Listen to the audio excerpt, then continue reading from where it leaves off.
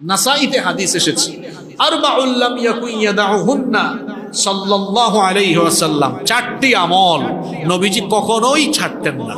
জীবদ্দশায় নবীজি চারটা কাজ কখনো ছাড়তেন না। এক নাম্বার সিয়াম আশুরা, আশুরার রোজা।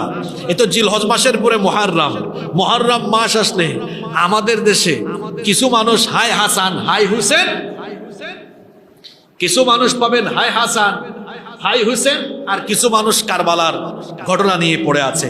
অথচ আশুরার দিনে যে রোজা রাখতে হয়, এই নবীর এই সুন্নতটা অনেকেই সেদিন আমল করে না। অথচ এই আমল নবীজি কোনোদিনও ছাড়তেন না। রমজানের রোজা ফরজ হওয়ার আগে মুসলমানদের উপরে আশুরার রোজা ফরজ ছিল। এই আশুরার আমল নবীজি ছাড়তেন না। আশুরার আমল কি? রোজা রাখা। দুই নম্বর ওয়াল আশর, ইয়ানি আশরি যিল হিজ্জাহ, জিলহজের প্রথম দশকের